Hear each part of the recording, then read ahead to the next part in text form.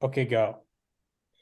Hello, you beautiful, incredible edible watchers out there. It is us, the strange trio, your great amigos. We are Nighthawks. Of course, I'm your lovely host, who you can't see, Sean David Timothy Murphy. My fellow hosts, please introduce yourselves. Hey, I'm Thorgrim. I lick my blade, you talk boy! Sorry, I was scratching my head. I'm Joe. Hi. Yes, my fellow masters of the martial arts.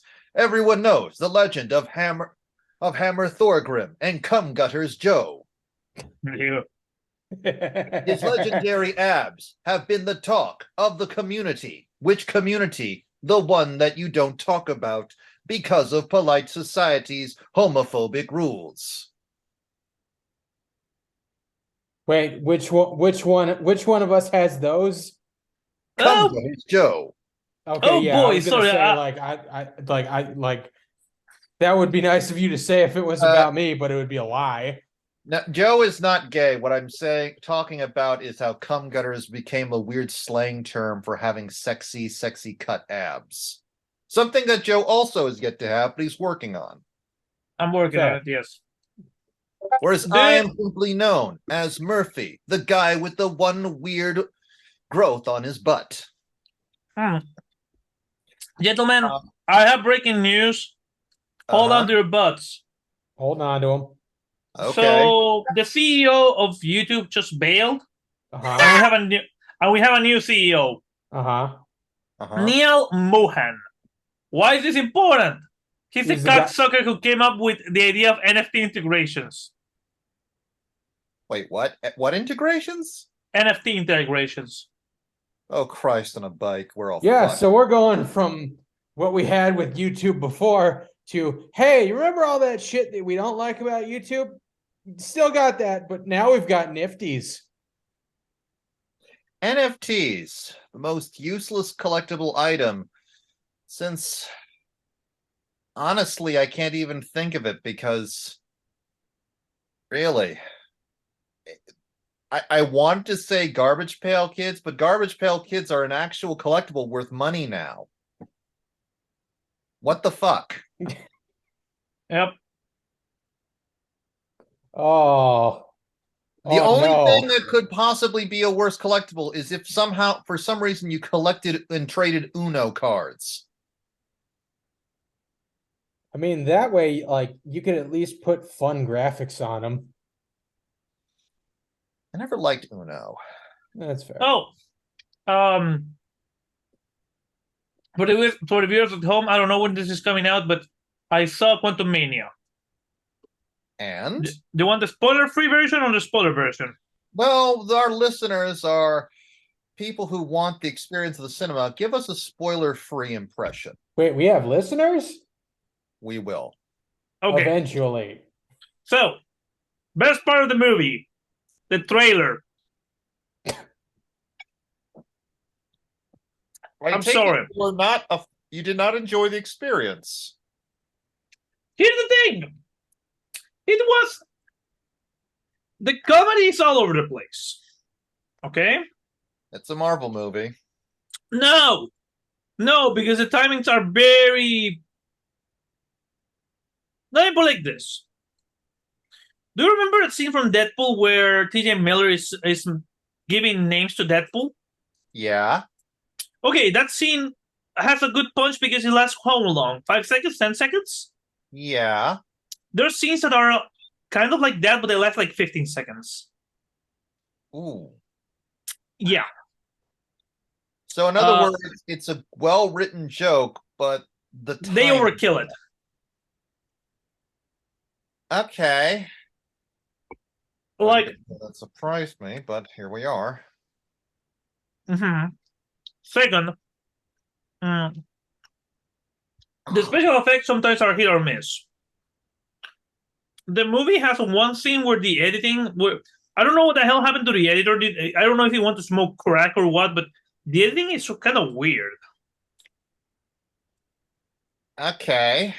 And is the plot okay at least? Kind of. Like, without giving you too much spoilers, it feels like the movie is a huge prelude to what Kang Dynasty is gonna be. It's a lot of setup. Okay. So it's a setup movie. One of the Oh, dude, it's so much of a setup movie that I can give you. I will tell you the post credit scenes, which is the massive setup. okay. Spoilers for anybody who doesn't want to get spoiled on Quantumania. I don't know where you would scroll up on this. Never mind. Okay, Sean, you will do the edit like spoilers from this point, and then the spoilers ending this point. Okay. Spoilers starting now.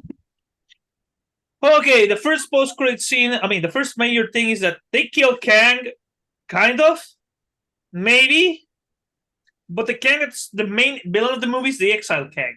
The other Kang find out, and they literally do a Mortal Kombat tournament, so there can be only one Kang. Okay, the that's kind of second- awesome.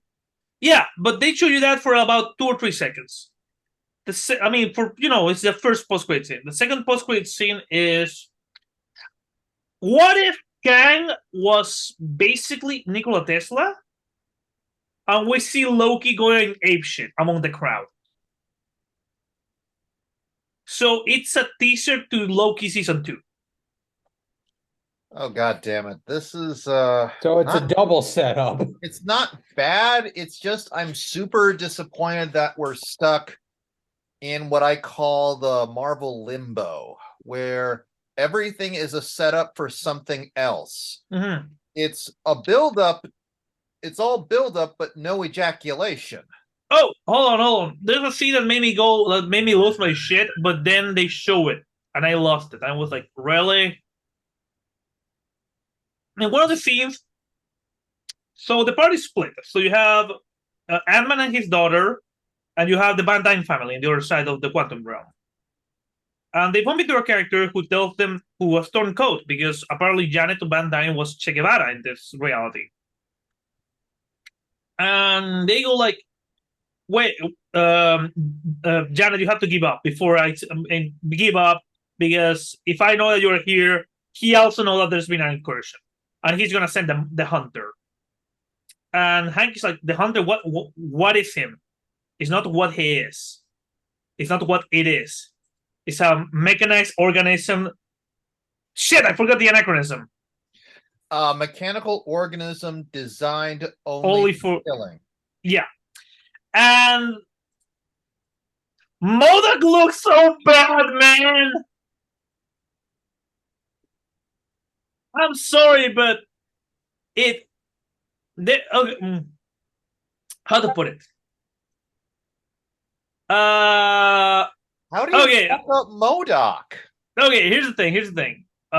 Because in the movie there's gonna be a spoiler, but whenever MODOK goes into killing mode, he wears a sort of mask that protects him.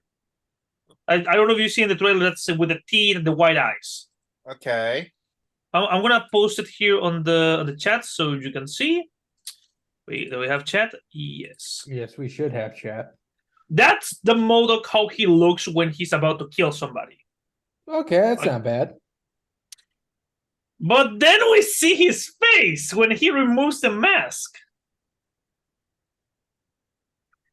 Okay, the best way I can describe it is, imagine taking somebody, like a special effect where you stretch somebody's head around something. Oh, like, believe me, I know. I've actually seen this spoiled on Twitter. So in other words, what they basically did to his head is essentially what the character of Zemo does to himself in like the comics. Yeah.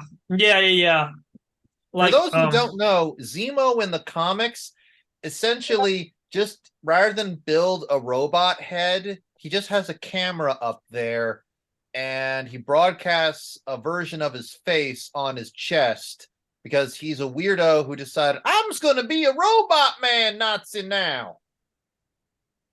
Yeah, check the chat. Weird. Yeah, take a look at the chat. This is a terrible idea and we should feel terrible. Yeah. I want to see it just because of that now. Like now, I'm just getting flashbacks to, God, Spy Kids 2. That's actually how That's correct. how I found out. That was the comparison I saw on Twitter. Mm. Marvel. And what- also, what yeah, the fuck? they do the whole. They keep at one scene. Scott tells him, "Wait, your name shouldn't be Modok. It should be Modok." Oh, because of the F. I get it. Yeah. Before. Yeah. That's not how acronyms work. Mm-hmm. Okay, but now I'm just like, this is just a reminder that, Disney, I get it. I get it.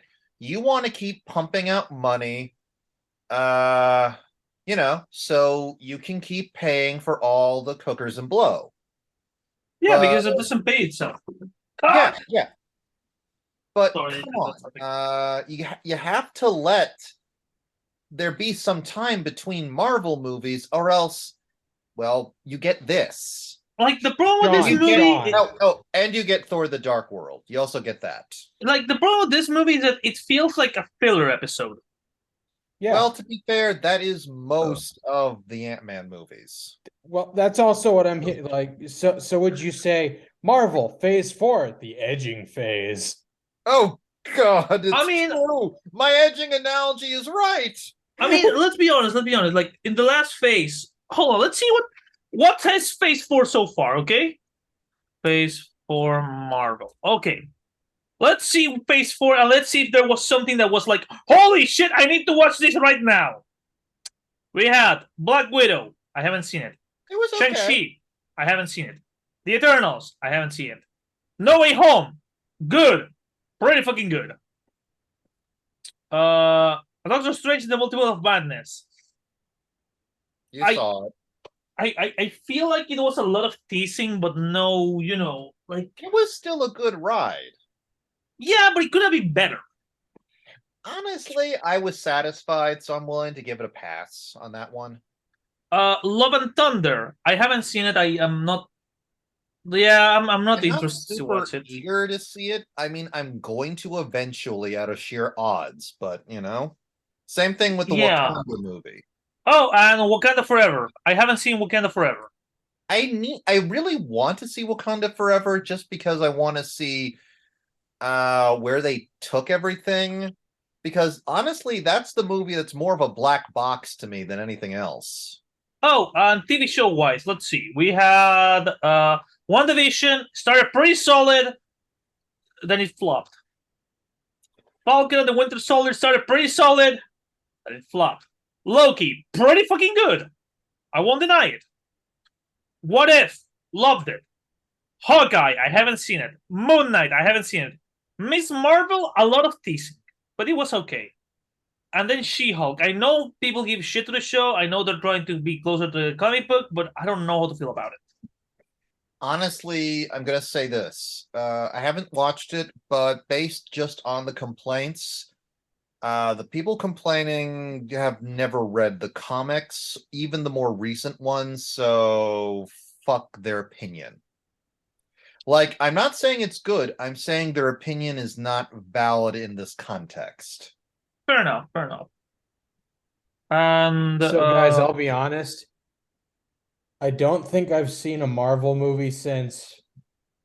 Fuck, what was the last one? I and think Thunder? Thor Ragnarok.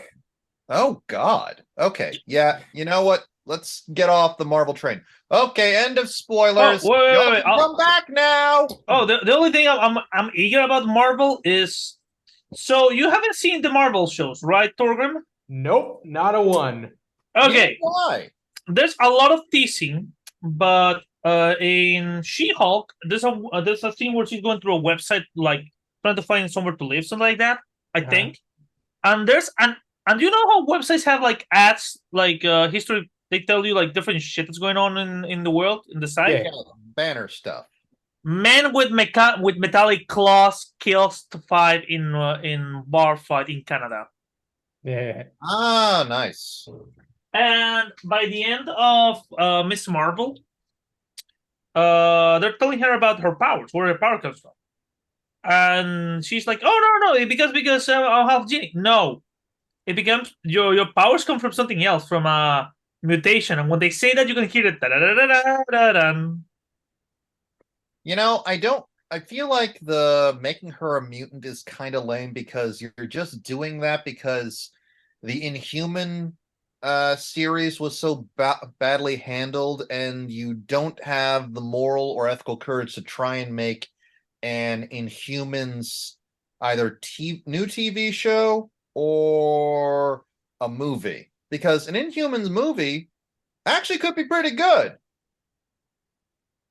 I mean, it's easier sell than the Eternals. Yeah, yeah. I mean, look. Marvel did the amazing thing of making people care about characters that they would never care otherwise, like the Guardians of the Galaxy. Yeah, I remember when that first came out, I was like, how's this gonna work? How are they gonna make this work? And then they made it work, and I'm like, all right, I'll shut up now. Pretty much. I I mean, mean, yeah.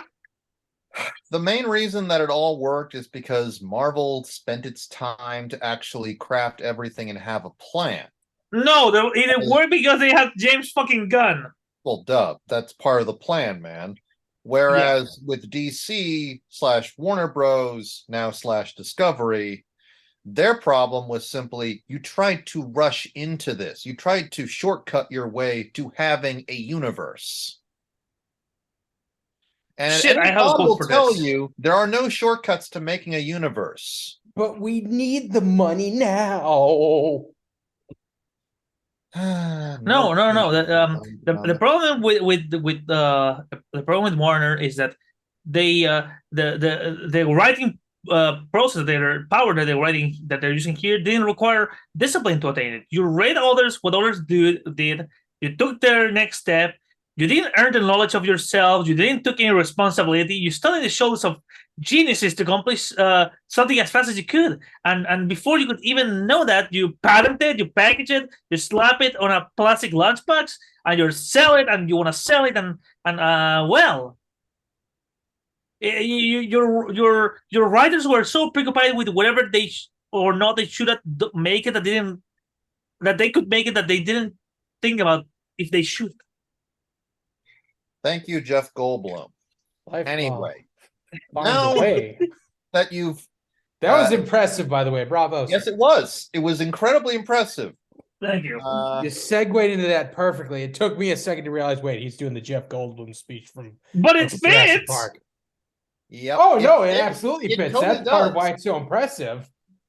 But don't get me wrong, Jeff Goldblum was 110% wrong about that because he ignored the exact history of how science actually works when he was having his little tantrum in that part of the movie.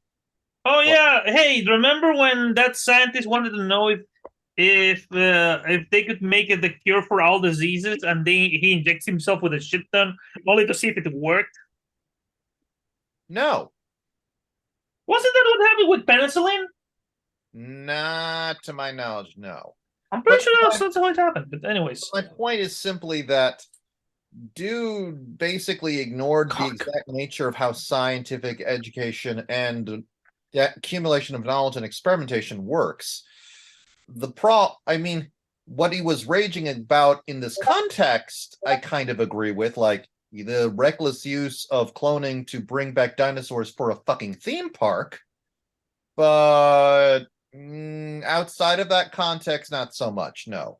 And besides, honestly, if you're going to end up making a bunch of clone dinosaurs and having complete understanding of each and every one of their gene sequences, you should know if there's a gene in there that might allow them to switch genders under the right conditions. Well, Like, I'm going to say it now. You have a lazy pair of geneticists.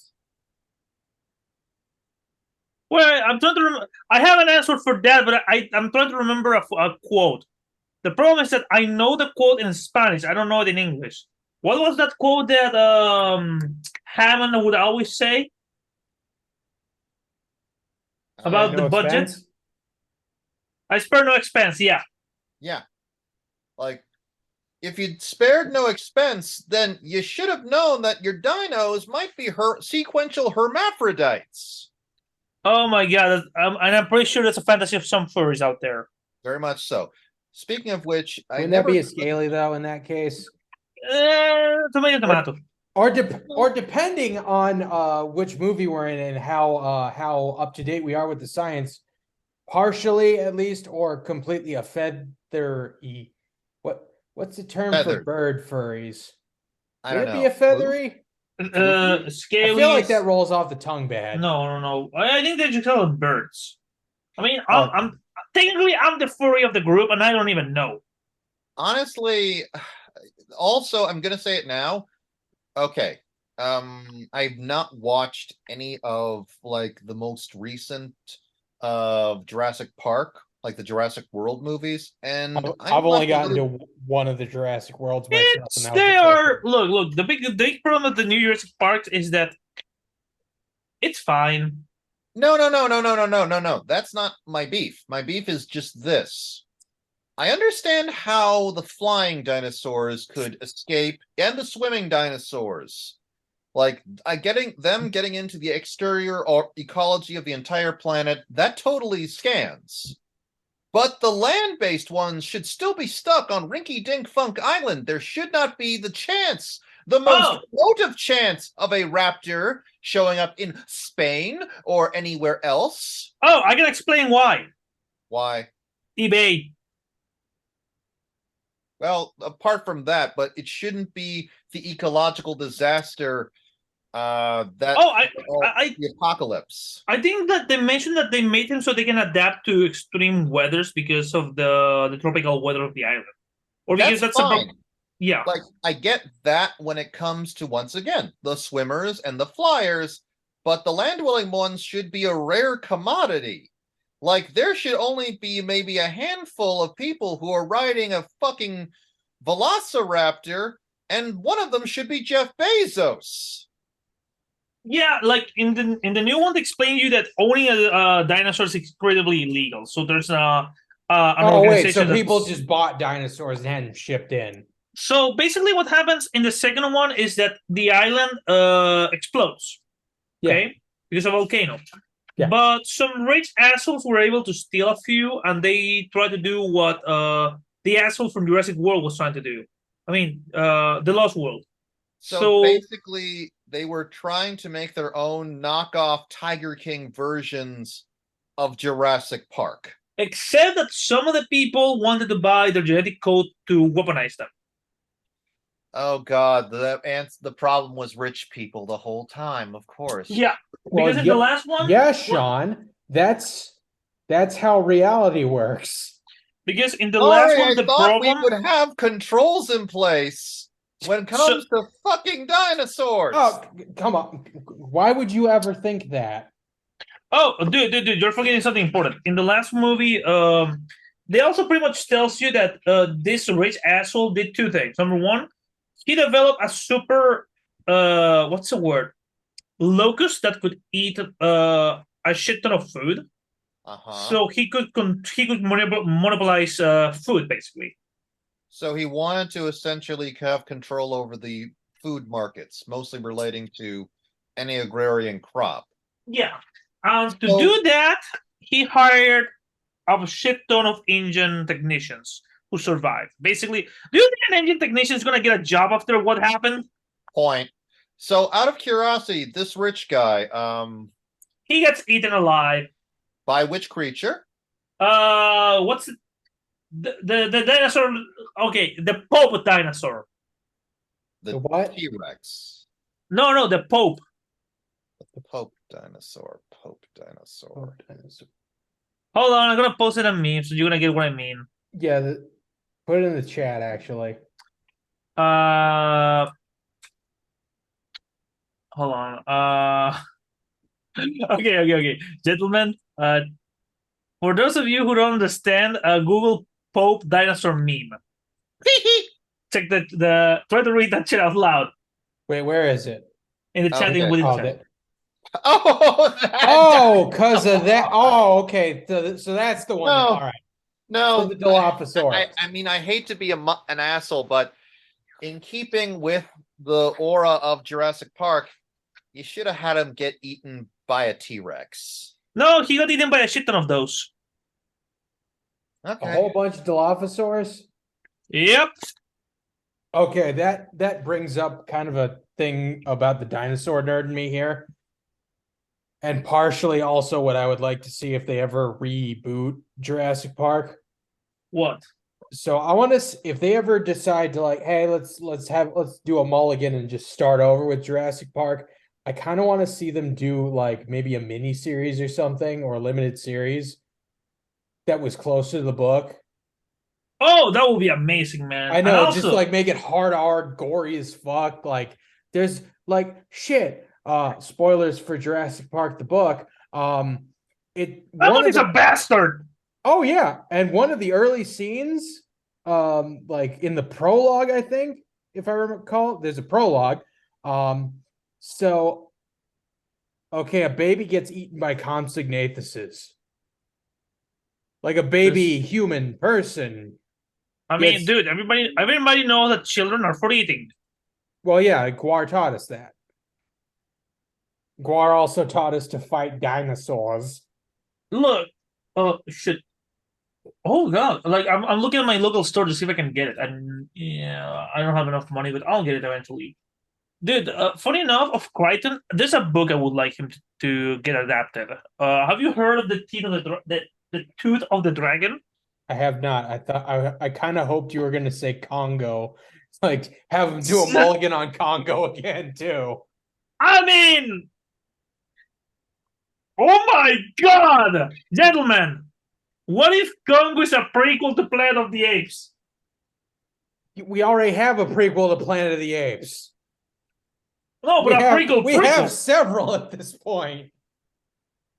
I know. I'm just, What if we had another one? We have like a branching, or I guess in this case, converging franchises. Look, man, I recently discovered that there's a crossover of Planet of the Apes and Dracula. Now, not everything is possible, okay? To be fair, I understand how Dracula could be in the world of Planet of the Apes, but that's only because he's undead and immortal. Oh, and Alan Moore teased us with one of the greatest crossovers. Holy shit. Sorry, Thorgrim, I just saw the picture that you posted in Not Safe for Work. You're welcome. Yeah, Maybe. I was thinking about the greatest crossover that Alan Moore ever teased us with. Planet of the Apes versus Terminator. Okay, yeah, no, I would have loved to see that. Yeah, that would have been interesting. Now I'm just imagining a robot monkey.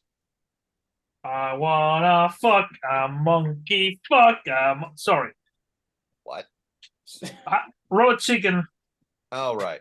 Okay. So now, wait, guys, I know what the theme song for that one would sound like, by the way. Planet of the Apes versus Terminator.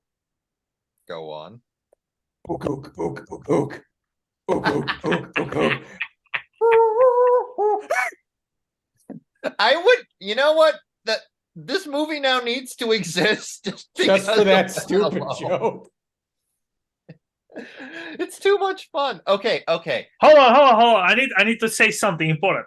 Okay. I hate every ape I see, from chimpanzee to chimpanzee. You'll never make a monkey out of me. Oh God, I was wrong. It was Earth all along. You finally made a monkey. Come on, guys. I love you, Dr. Zayas. guys, I know I love the funky flow here, but now we've been teasing the nipples of our audience for a How long have we been going without actually talking about the chosen topic? Yeah, we've been going on for like 21 minutes for this. Come on. All right. Guys, there's only so long that we can tease the dark ring nipples of our audience. Well, it fits the theme of edging. My nipples look like biscuits. That's the unofficial theme of this episode. Edging. Unofficially, the theme was edging. The official theme, weird ass kung fu. We So, all so the watched so the so a the piece full of Kung complete Fu theme media. is. Wait, sorry. No, go ahead. Go ahead. So the full complete theme this time around is edging kung fu. But not The just any fist type that of kung never fu. comes. Weird kung fu. But remember, everybody was kung fu fighting. Those kids were fast as lightning. In fact, it was a little bit frightening. But they did it with an expert timing. Thank you. I'm going to True. walk myself out of here. That's just stuck in my head now. You're welcome. Also, from speaking of Carl Douglas, I'm sorry, I'm going on another tangent, but I'll wrap it up quick. Hey Sean, remember when we found out that Carl Douglas, the guy who did kung fu fighting, also did a song about the Witchfinder General? Yes. What? He Yup. did a song about the Witchfinder General as played by Vincent motherfucking Price. Okay. You know what? I have a dream. I Okay. dream that necromancy will be a thing because I need to get Vincent Price to sing shit, what's the name of this song from that musical? I'm the very general. Oh, the one from the HMS Pinafore, I think. Yeah. Is it from that or wait? Fuck, I can't remember. Guys, come But on. I know I am the Mary model of a modern major general. That one. Yeah. What that's from. Shit. But anyways. Okay, yeah, weird kung fu. Sorry. So each of us watched and essentially enjoyed many things relating to bizarre kung fu. I originally was planning to watch the 7 Commandments of Kung Fu, but their subtitles were complete ass. So instead, I watched Shaolin versus Lama, which was magnifique. Wait, Shaolin fighting actual llamas or No, Dalai llama Lama? as in like Dalai Lama. Okay, because Like, what I'm proposing would be also cool. If a Shaolin monk fought an actual llama, that would be funny. No, that will be the greatest movie of all time. And I wouldn't just seeing even look Kung Fu if there was a Shaolin versus Llama, except it's an actual llama, I would not be surprised to find that would be an actual movie because kung fu movies are that bizarre on purpose already. You know what? I have a dream for a movie, man. Okay. It is a spin-off where a Shaolin temple gets attacked by a Sharknado. Sharknado, Part 8, Fist of Fury. To be fair, that Fist of actually Fury. would be a watchable movie, and at least Ann Coulter wouldn't be in it. Fair. Yes. Also, me and Thorgrim actually came up with a movie that needs to exist, and I think we can get Jack involved if we ask very nicely. Okay. Hold on though, guys. Let's keep relatively on topic now because You're right. Okay. What? we'll save that till after we recap what we Okay. watched, consumed. I'll recap whatever. mine since I think mine's the most normal. Fair. It is a story about a man who is trying to learn more kung fu. He's already pretty talented, but apparently, according to Shaolin monastery standards, he is quite sloppy. So, after going through the usual rigmarole and making friends with a local monk, who constantly has to steal meat and wine for his master. Yeah, I don't know why suddenly a Shaolin high-ranking monk decides, I'm going to eat meat and drink a lot. I guess he wants to enjoy life. Because he's a crooked monk. To be fair, he's drinking to forget a betrayal. The meat part, though, I'm not quite getting because, come on, dude. Well, that part is probably also like, look, I'm already drinking at this point. Look, why not do all of the vices? Why not break all my vows at this point? Understood. So he starts trying to train surreptitiously by fighting said monk repeatedly. And he gets his ass handed to him, but he learns a few styles of kung fu in the process. Eventually, shit gets real, and we have to deal with some evil llamas, because apparently, for reasons that are never explained, There is a long-standing feud between the Lamaseries of Tibet and the Shaolin monks. You're both Buddhists! That doesn't stop wars.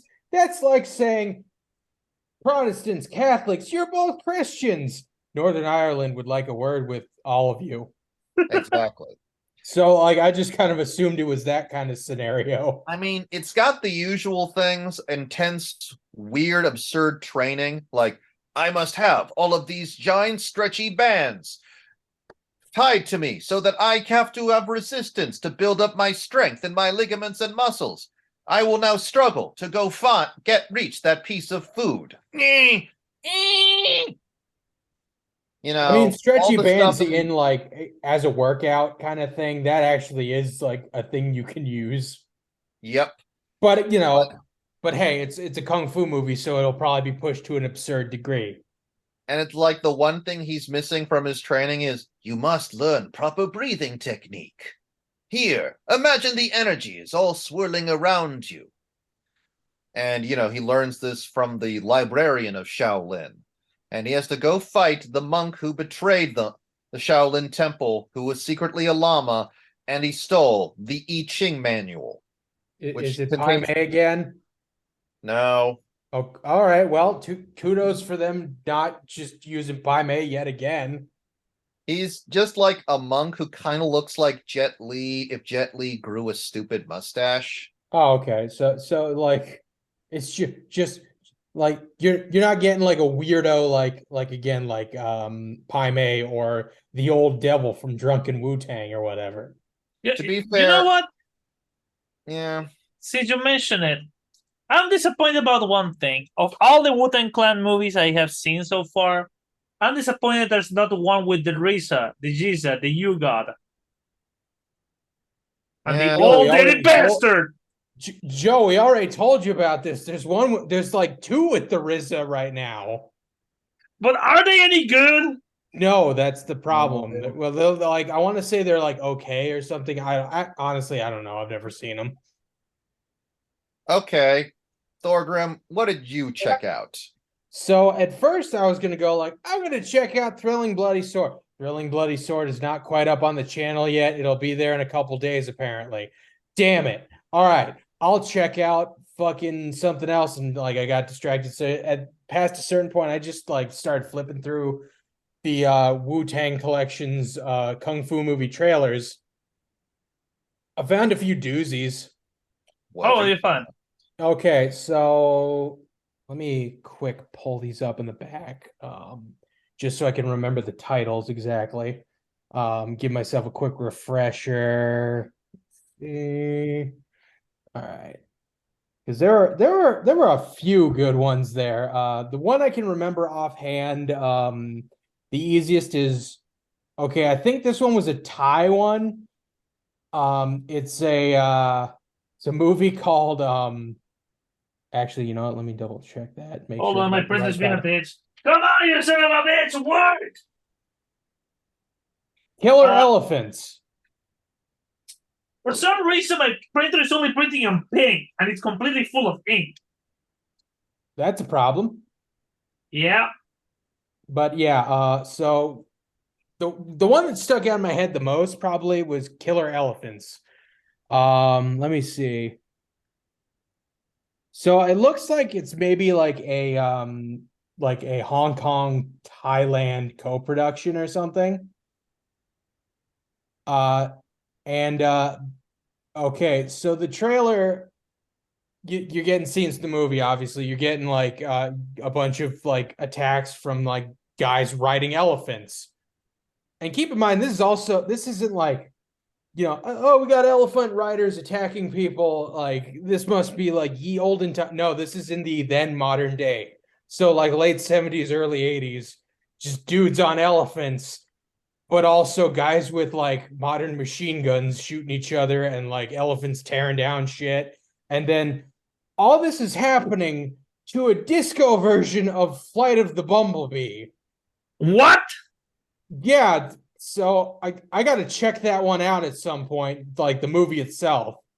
Okay, So in addition to those, there's a few of them I gotten through. Okay, there was one, let's see, Evil Destroyer, which involves the trailer's a little bit unclear, but it looks like there's like some Taoist exorcist shit, Catholic missionaries who also apparently know kung fu, and a bunch of other Godfrey Ho shit happening. I have to call shenanigans because according to Dead Alive, the only true priests that know kung fu outside of the Buddhist order and the Taoists would be the Anglicans and the New Zealand Anglicans. They kick ass for the Lord. For the Lord, yeah. Yeah, yes, exactly. Oh, I don't know what to tell you. Apparently, there's at least a couple Catholic missionaries that do that. By the way, as for the movie I watched, I was trying to watch Tiger and Crane Fists, but at some point, all I'm gonna say is, I'm a man of special needs. Prepare the long rubber glove. Eeny, meeny, miny, mo. I wonder where my glove will go. I rewatched Kung Pao. Yeah, You you know, know what? Fair enough. Like, look, fair. that's like watching 5 different kung fu movies at the same time, anyway. Oh, and I also saw, because I hate myself, it's not a wuxia movie by technicality. I saw The Dragon Lips Again. Yeah. It's fine. For those of you who don't know what that movie is, it's literally the greatest fanfic of all time. And then Bruce Lee died, he went to hell, and he beat the living crap out of Dracula. And the Lone Ranger, Dracula, Santo, Emmanuel, yes, the porn chick, Popeye, for some reason. Doesn't he fight a mummy too? Yeah, He yeah. fights like multiple mummies. Okay, yeah, there were a bunch of mummies that he fought. Yeah, it's basically like, what if Bruce Lee fought everything? But why is Popeye the Sailor in hell? Because it's American? But this one is clearly Chinese Popeye. Don't worry about it. Okay, You see, the reason is shut the fuck up. Okay, but now I really want some Chinese style fried chicken. Oh, dude, right now I would kill for some Mongolian chicken. I could go for some chicken. Come to think of it, they keep using roasted chicken as a means of tricking the monk into training the guy in my movie. Like, literally, they're roasting the chicken, and he's going to try and steal it, so they have to play keep away with this chicken, and it turns into a kung fu fight where the protagonist learns the techniques. I fucking love kung fu movies. They're so bonkers. You know what, man? Oh, speaking of Bruce exploitation, one of the one of the trailers I saw was Exit the Dragon, Enter the Tiger. What? Yeah, so that's one of the ones where it's like Bruce Lee is dead, but apparently he had a pupil that looked exactly like him called Bruce Lee. Okay, I know Bruce Lee is one of the Bruce exploitation, No, that's the guy who's in it too. I know, I get that, but there's something so. Come on, let his body at least get cold.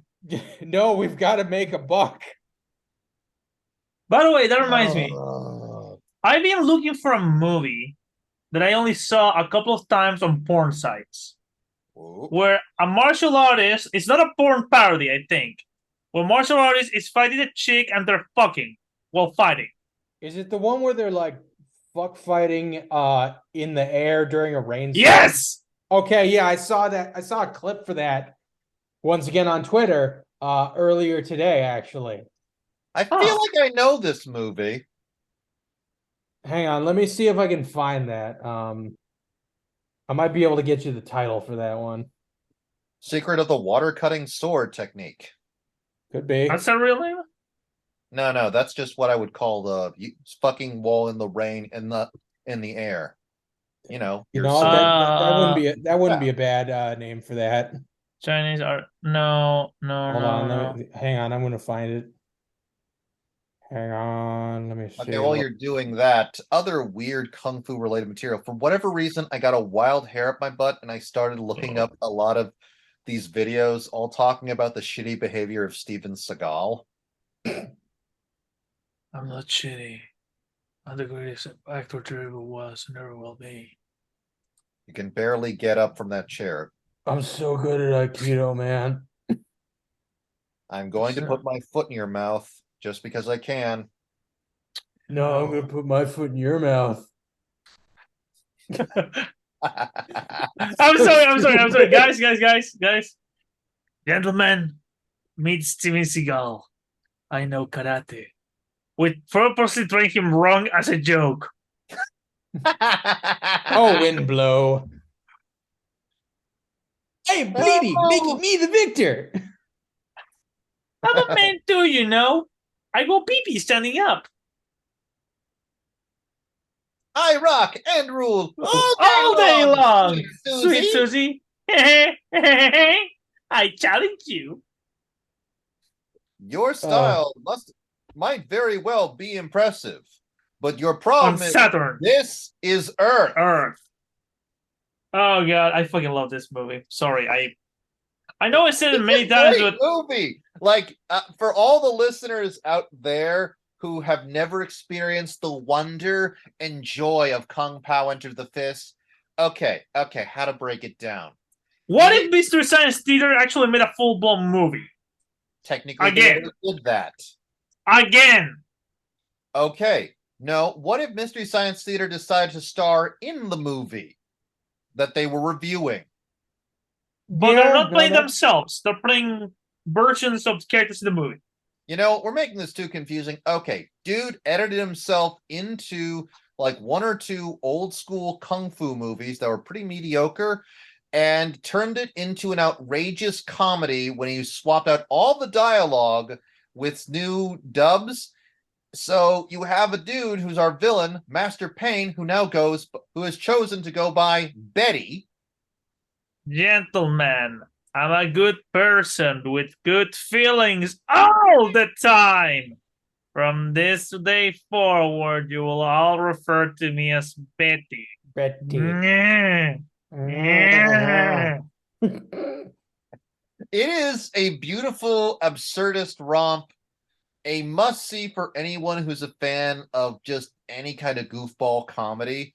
Like this has aged like wine. It is evergreen. Oh, whereas topical comedies, without much in the way of exceptions, have all aged like milk.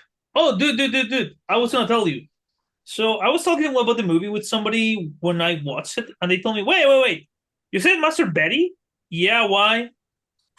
There's an episode of Jimmy Neutron where he has to fight a martial artist called Betty. Wait, what? Oh, And it yeah, turns that's out- right. They did reference it. Well, yeah. Yeah, because it's the director. The creator of Jimmy Neutron is the same guy who both wrote, starred, and directed this movie, Kung Pao Enter the Fist. And once again, it's one of those movies where somehow being the director, star, and writer actually worked. Yeah, wasn't that like There's Steve lots Odekirk? of creators Yeah. who can actually do that and not suck ass. Yeah, I know that is impressive. That gives me hope. Yeah. Well, Oh god, he worked that movie's so worked fucking for good. Orson Welles. Well, Like- yeah, that's who you'd expect it to happen with. Like, here's the thing. Usually when a director does everything himself, he ends up making The Room. But in this case, I think it's because he worked with Jim Carrey. He's an expert at comedic timing because of that. Yeah. Also, we're forgetting something, fellas. Which is? Our sexual preferences, Are our own businesses. businesses. Again, with feeling. One of us is wearing a push-up bra. It's nice. Ah, shit. I forget the rest of the line. And let's not forget Taco Bell. Taco Bell, product placement, Taco Bell.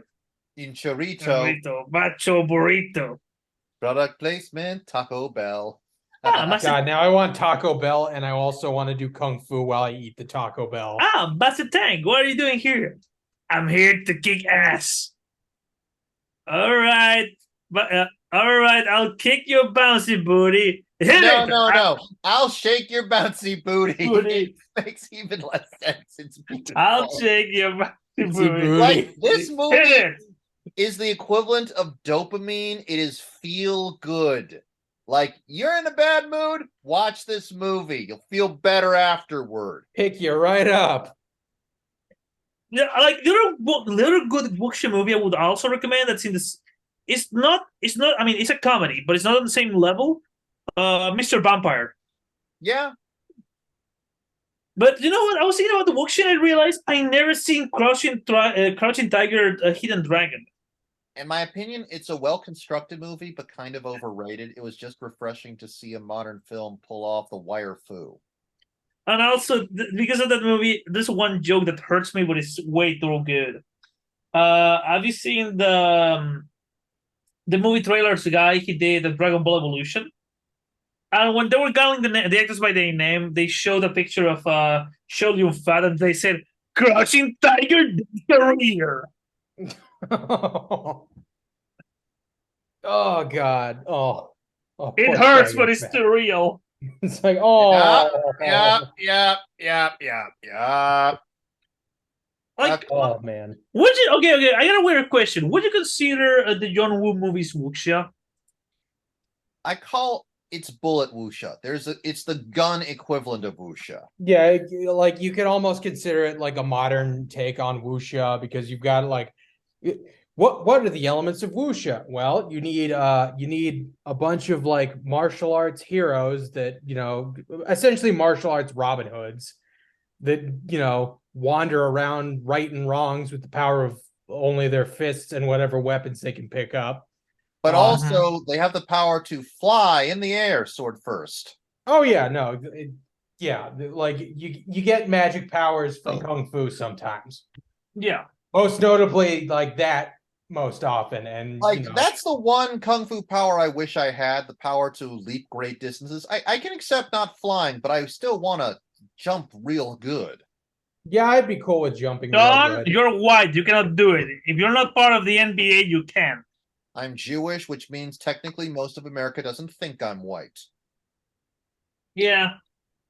It's unclear still. And I mean, well, Sean, I have some good news for you. There are several systems where you can learn how to jump real good and learn how to run up walls and fucking like do flips and shit. Parkour, the martial art of running away.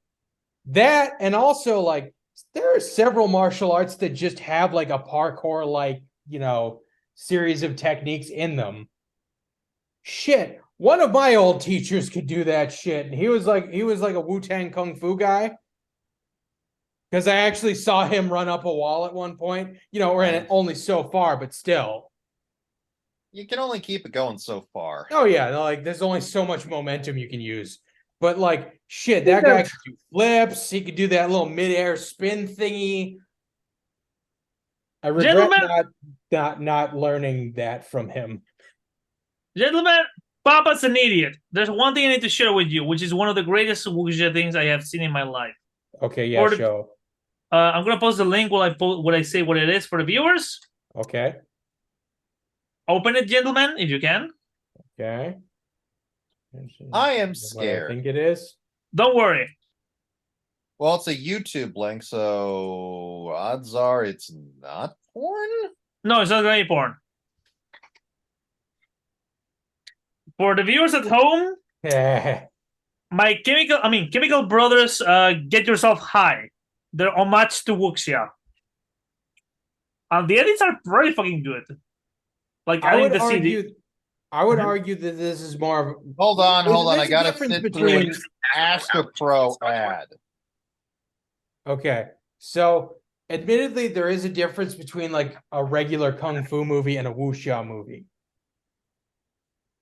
A wuxia movie is more like 50% kung fu, 50% drama / romance. Mm-hmm. A kung fu movie is like just like 90% kung fu, like when like the whole focus is like, I got to learn this technique, or I got to kick this guy's ass, so I got to learn how to do something like that. Like, There's am I making always the sense quest here? to train to get better, to find the master who's got the secret. Yeah, like, okay, the main thing is like, all right, with a wuxia, it's a wuxia is more like a drama, like a period drama that just happens to have kung fu in it. A kung fu movie, the kung fu is the main event. I can Fair. get that. Yeah. Well, But you that- wanna- yeah. Okay. So that being said, I kind of wish I love the fact that when I was watching this, I'm reminded of a simple truth. The wonderful thing about kung fu movies, especially the ones made back in the 70s, that they kind of ignore certain aspects of the 3-act structure and that stupid hero's journey motif that basically tried to turn every damn action fantasy movie into Star Wars. Mm-hmm. So it's almost refreshing to see this strange collection of events that feels like, wow, shit just happens. Kind of like real life. Yeah, kind of. Shit just kind of happens to you, and you just kind of have to deal with it at points. It makes it helps one deal with the other more artificial elements where it's like, no. Now that you have that happen, the other things gel together more. I'm not saying it's superior. I'm saying it works here. Oh yeah. It's one of those Because- ones where it's like, hey, good thing this happened because now I can fight the guy who can like climb up a wall and like fart lasers or something. Ah, the Shaolin shitter. Understood. Yes, exactly. Get The great farter of Shaolin. Hoo. oh! That reminds me. Speaking of like grunts that one would make while farting or fighting, you ever notice in old kung fu movies how like the hero has like a very specific grunt and then the villain kind of has a specific grunt and you can almost tell them apart just based on the grunt?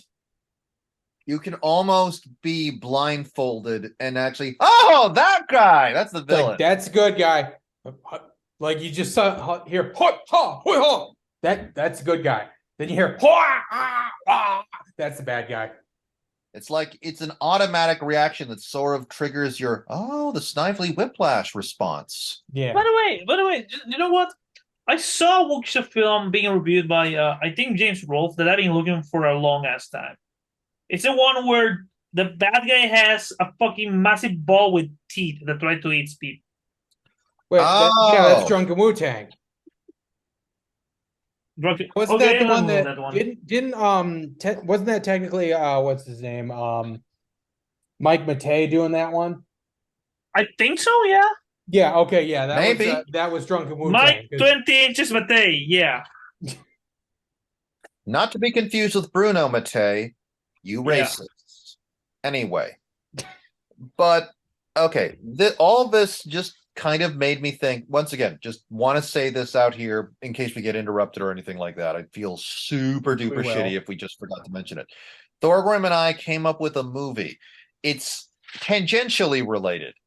Okay, there have been a lot of movies inspired by the Yellow Pearl villain archetype. The one being Fu Manchu. For those of you who don't know, Fu Manchu was the archetype for the evil Asian genius. Oh, Think the stereotype of the dude from Kill Bill, but evil.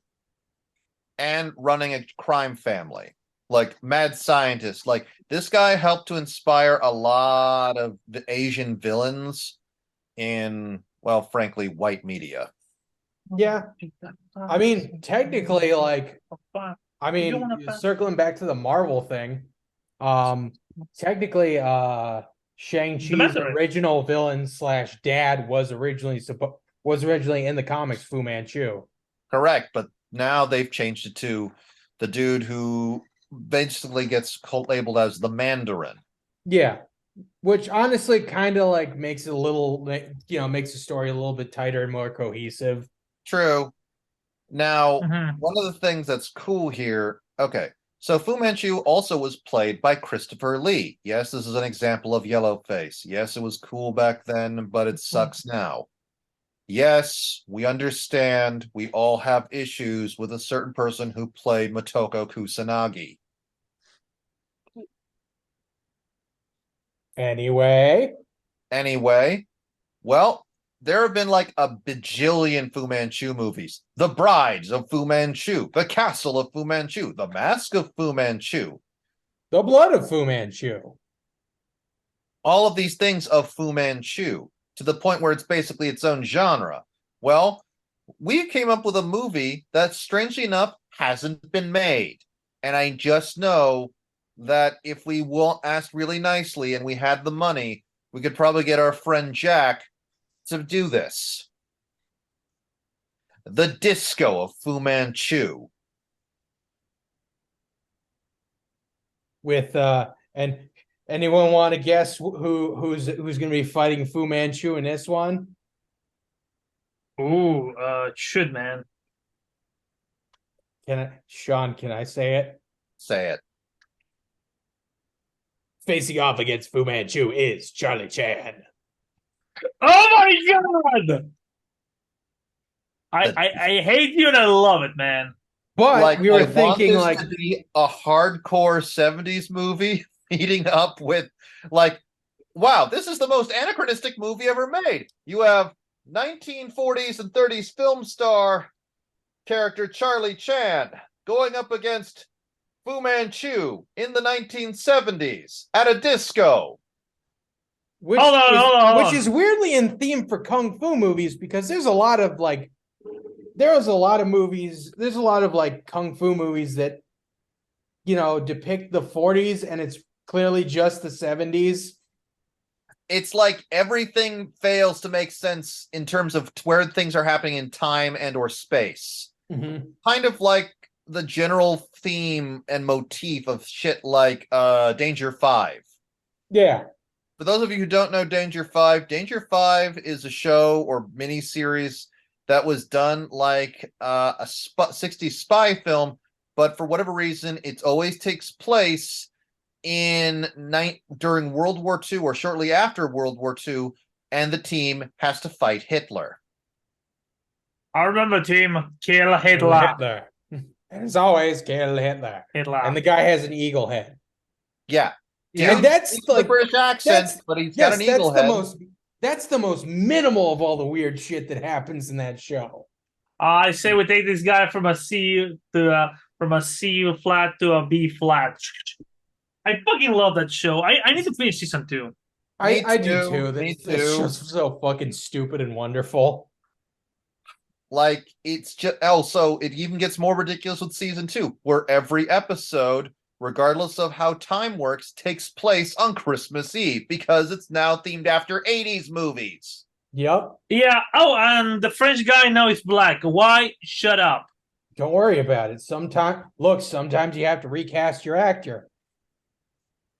Also, Otto Skorzny is played by a guy with a wolf's head who now has laser eyes because rubies got shoved into them. And he speaks Spanish. To be fair, though, that's mainly because Nazis fleeing to Argentina. Yeah. Love that stupid ass show. God. Anyway, so one of the other things that we wanted to try and with the Charlie Chan character, obviously with him and Fu Manchu, we want them to be played by Asian actors. We don't want to white cast any of this shit. But okay, yeah. I was thinking about the one actor, but technically speaking, he played as Fu Manchu before. Technically, I'm thinking about Lo Pan from Big Trouble. Oh, you mean James Hong? Yeah, but technically speaking, let's be honest, Lo Pan is kind of Fu Manchu. Yeah, pretty much. More the Fu magic Manchu, side but of like Fu Manchu. Fu Manchu if he were Dracula or a Lich or something. Mm-hmm. Yeah, he's basically Lich Fu Manchu.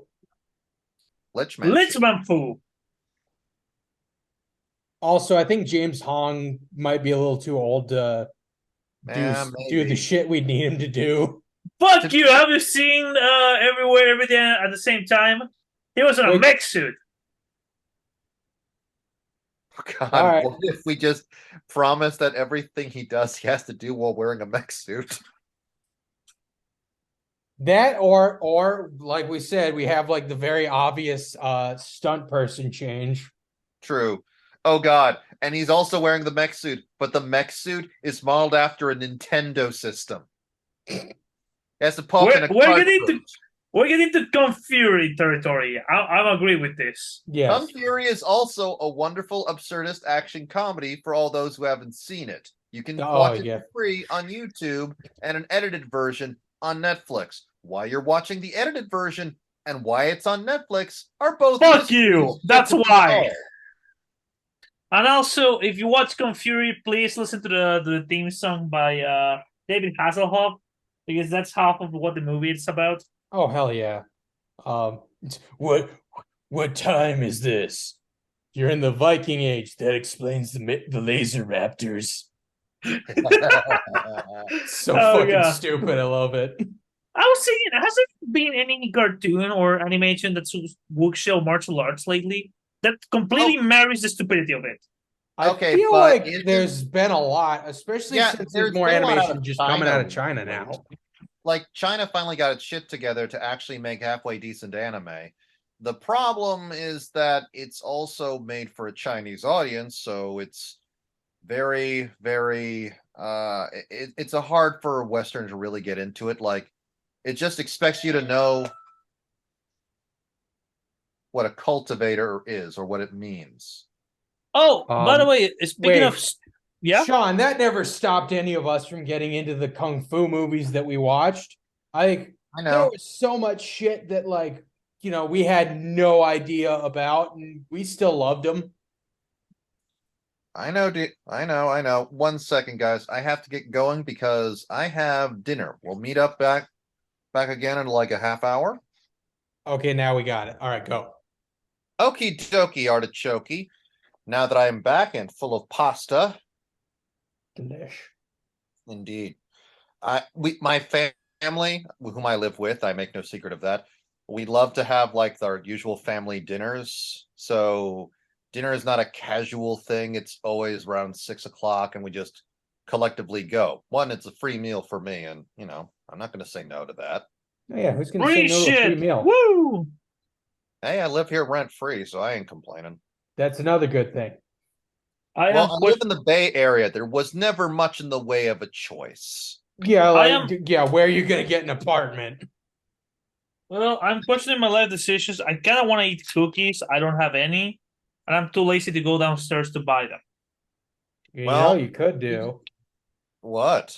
You could maybe order them and have someone bring you the cookies. No, because I still have to go downstairs to pick them up, and I'm too lazy to put clothes. Oh, that's Steven Seagal level of laziness. Oh no, dude! I'll be honest. My balls are glued to the leather chair. Oh right, I forget. Because you're in the southern hemisphere, it's summer right now, so it must be hot as ass down there. Well, all I'm gonna say is that there's a prediction that my city is gonna turn into a desert, so that's a thing. Oh, goody! Oh, I'm sorry. Now I just want to see Jodorowsky make a movie about the apocalypse. Wait, he hasn't done that already? No, he hasn't. I'm just saying, dude was from Chile, so why not make a Chilean apocalypse movie, all Jodorowsky style? Oh wait, he did make a post-apocalypse movie. That was Fondo Iles. All roads lead back to that damn movie. Wait, which movie? Fondo Iles. It's his first black and white. I thought it would be El Topo. That's post-apocalyptic. El Topo's debatable. It's more. I don't think it's necessarily after an apocalypse. That's the thing. Look, the fact that you said, "Oh, it's Jodorowsky." Okay, so technically they could kind of all be that. Yeah, true. They all. I mean, when you get down to it, fucking Holy Mountain takes place in, I don't know when the hell it's supposed to be, but we've apparently colonized the other planets of the solar system. My planet is Venus, and I have the Love Shack. and I'm going to make a bunch of fuck dolls and fucking plastic surgery for. Actually, that sounds pretty awesome. I want to go there. I'm gonna say it now. Venus, among all of the characters in that movie, least objectionable. Like, congratulations, you may be the thief of image, but yeah, you're not really hurting anyone. Yeah, I'm sorry, but I haven't seen that one yet. Oh, you haven't seen Holy Mountain, really? But I know how it ends. Dude, we watched Holy Mountain. I mean, watch is a strong word because it was choppy as fuck. Point. Well, fellas, good news. I happen to have a Blu-ray of Holy Mountain. No, the problem is not that. It's the fact that sometimes the streaming it gets choppy. I was gonna say of Jodorowsky, funny enough, I only seen Santa Sangre. Santa Sangre is a solid movie that I love its soundtrack. Like, ay, ay, ay, you malo, ay, ay, ay. That song is a bop. But anyways, that reminds me, dude. Guess what fell off a truck? What fell off the truck this time, Joe? Shit, I forget the name of the one, but The Show by Alan Moore. Oh, God, what was that thing called? Showpieces. Showpieces. I've watched Showpieces. Yeah, I enjoyed it. Apparently, Showpieces is a prequel to The Show. We get to see gold-faced god Alan Moore basically portray the afterlife as one continuous nightclub act. Yeah. I love the music of that fucking movie. Like it. I like weird. That's basically the theme of this entire podcast. It's just us going, I like weird stuff, man. Me too, man. Me too. I'm glad we're buds. Hey, we're more moral and creative and consistent than anyone who has ever been on or has contributed to the creation of the Fresh and Fit podcast. Oh my god, it's just really something. I'm speaking of weird shit. This is officially my first Valentine's Day without having to listen to that fucking song. Mazel tov. There's a fucking song that every single Valentine's Day I hear is the do do do do do. Oh, that stupid thing. Yeah, every fucking Valentine's I hear that fucking song. Every single Valentine's Day. Well, until today. Well, I'm glad we've managed to break a tradition. Yeah, but now I'm afraid that the universe will break. No. The universe already broke. Yeah. Was the universe ever not broken, man? Oh, speaking of broken stuff, I'm reading currently Horror Store. Horror Store. Yeah, the one about the haunted IKEA. Oh! How is that? It's an interesting reading. My only complaint with it is that, okay, every chapter starts with propaganda for a product. Okay? No, that scans. Because the entire book is, since it's set within an IKEA, like the first, like the book from within, it has a map of the IKEA, and every chapter has a little explanation of a particular product. But here's the thing, and I just realized it like the other day while reading the book. Hold on. So there's a scene where the characters get lost within it, like it becomes non-Euclidean. Oh yeah. But before that chapter starts, they show you like the schematics of a bed. And I'm going to paraphrase it from from Spanish to English. Chapter 5. Musk. Go to your own private island, a safe place where you can find tranquility of what you need. Cup in this cloud, away from mundane worries. Musk's wraps you in its caress and transports you in a travel to dreamland. And underneath they tell you like what colors is it and whatnot. The thing is that this book, every time they describe a new product, the chapter is gonna have something to do with the description. Oh, okay. So each little like product description at the beginning of each chapter as a hint at what you're gonna see. Yeah. Because this one is all about transporting because the characters are realize they're stuck in a loop. Okay, all right. So, Oh God! Oh Hey God! man, let's go to the IKEA Okay, of the Raleigh and get some audiobook. Morgan Flurgan. yeah. The audiobook release was narrated by Ty Salmons and Bronson Pinchot. What the hell are those? Okay, Bronson Pinchot was the dude from Perfect Strangers. He also played like that one, I assuming gay secretary from like all three, I think it was all three of the Beverly Hills Cop movies. Oh, so So far I'm really, gonna. Uh-huh. that dude, Bronson Pinchot. What else did he do? Yeah, Beverly Hills Cop, After Hours, True Romance, Beverly Hills Cop 3, Stephen King's Langoliers. Oh yeah, that's right. He's the dude scaring the The little little girl. girl. Yes. Oh Forgot my about god. that. The audiobook must be fantastic, man. Like Bronson There. Pinchot, if you're listening to this, never change. Please come to our podcast, please. Yes, we need big name guests to get the word out.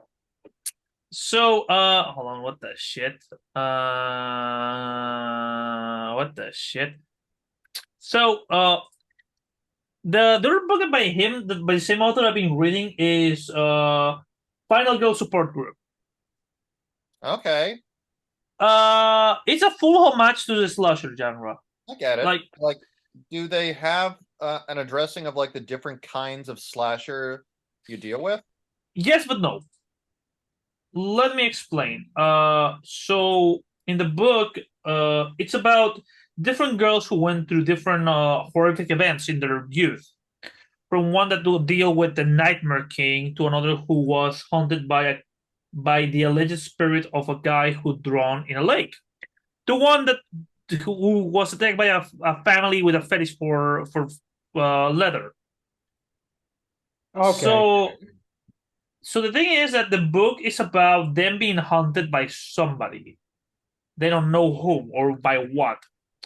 My only catch so far is that it's in a very interesting way on how they depict the idea of emotional trauma, how they depict PTSD, and how hold on, and how they explain the horrors of being a horror celebrity, because they're a celebrity because they survived, Yeah, not that because. scans. That scans. And also, there's a shit ton of incels who hate them because they survived. This kind of reminds me a bit of. I tried to read this, but I never could finish it. Not for the reasons relating to a certain infamous story, but I believe it was called Haunting or Haunt. It was Haunted by Chuck Palahniuk. It's the one where they're essentially all at this really super elite, super isolated writers retreat. And they're all just recounting certain stories of how they got there. And there's also like machinations to make the conditions of this place super duper awful in order to try and spark creativity. Okay. It gets pretty weird. Like you have an assassin who works with holistic medicine and new age crap to kill people. Like imagine if someone could kill you with reflexology. Oh. I'm You have impressed. a bunch of old people who, like rich old people who love to moonlight as hobos. You had like all sorts of guys who basically are like, okay, you essentially all made a splash at some point, but now you're here. And of course, the one infamous story here is the story of Saint Gutfrey. This is a man who used a pool cleaner. Oh, by the way, trigger warning. This is going to get horny and gory. Ooh. So be warned. Sounds sexy. This guy used a pool cleaner vent to try and give him a rim job while he masturbated in a pool. Well, unfortunately, this somehow managed to impregnate his sister. Oh, wait! Isn't that for the story where the guy's guts kept sucked by by Yes, a and he Thorgrim? lived. Yeah, now his stomach is very short. Yeah. I know that story. And all I can think is, one, that's not how pool cleaners work. And two, well, Chuck Palahniuk, you are a genius at making people faint during live readings of this story. Yeah, I mean, here's the thing. I don't want to say I'm made of. I'm bulletproof and nothing affects me. One of my girlfriends was very disturbed by that story, and I was like, no, it's not. I don't know why. It's a good story, but it's not that level of disturbing. It's not that he got disemboweled partially, it's that he lived afterward. Like, that's the part that makes it disturbing. Kind of like how the character of Arseface in Preacher, the comic, not the show, is disturbing not because of him shooting himself in the head, but because he survived and had his face reconstructed in probably the worst way imaginable. Yep. Like, I'm gonna say it now. We could have given him a fake-ass skull to work with. Yep. Wouldn't have been hard. Yeah. But hey, like I said, Garth Ennis also a master of the "oh God" moment. Like, I love Garth Ennis, but sometimes he can be a little bit too much. Yeah, Mark Millar is the same way. Yeah. What have you been reading, Thorgrim? Okay, admittedly, I have to stop us here for a sec because for whatever reason, my brain auto-corrected Garth Ennis to Garth Marenghi. You I don't know took your why, but mind. it just, I went to the dark place. Oh. Oh, don't worry. We'll just get you some shortbread and it'll be fine. Anyway, Dude, I know I've never seen writers that who show. use subtext and they're all cowards. okay, but seriously, Thor, what you reading lately? Comic What am I wise, reading wise, informational pamphlet. So I, you know what? There's something I need. Actually, there's a few things I need to get it back into reading because I was reading some stuff a while back, but you know how things kind of pull your attention away and then you forget to go back to them. Mm-hmm. Goddamn ADHD. Yes, exactly. So hold on, let me show you, or let me go through because I got a list here of books I was reading. Excuse me. So let me quick see. Here come you, cocksucker! Sorry, I'm tired. Okay, actually, wait, I remember now. All right, so there are a few books I was reading at one point. At one point, and granted, this one's an audio book that I could probably pick up at any time again. The Water Margin. Okay, what's about? Oh, the Water Margin, classic piece of Chinese storytelling. Has been adapted into several movies, TV shows, etc. There's like 100 main characters. Oh God. Over 100 main characters, actually. The Water Margin, because everyone needs an OC. Yep. It's the biggest ensemble cast in history. It's like we've got 100 cast members. Wow, how many of them are main characters? Yes. Wait, what? Weird part is you'd think like that would be something made in India as opposed to China, but you know, equal opportunity here. Well, speaking of India, another thing that I was reading at one point that I need to get back into. I'm still not entirely sure how to pronounce it. The Ramayana. The Ramayana, you got it. That's it, yeah. And I got inspired to check that out at one point because of the old Thai artwork that you sometimes see on like temples and stuff. Like all the Thai murals of it. Oh yeah. Yeah. Like the Ramayana is like just like the Bhagavad Gita and God, what was the name of the one with the Pandava brothers? don't know. If you don't know, I wouldn't. Sorry, I don't know much about mythology, so I know. Well, in Hindu mythology, it's a big old clusterfuck of an event. The Great War between the forces of Duryodhana and King Yudish, who was assisted by the Pandava brothers. God, I'm trying to remember it. It doesn't matter. It's gonna be one of those things that like creeps up on you in like 3 a.m, and you're gonna be like, "That's what it was." Too bad I can't tell anyone this. Exactly. But since I think we're sort of wrapping up things, and Oh, I there was will- one other thing. There were a couple Oh, other go things ahead. I was reading that I need to get back into. So Thongor and the Wizard of Lemuria. Thongor, it doesn't chafe. God, it does sound like that. And for whatever reason, at some point, I started reading one of the gore books.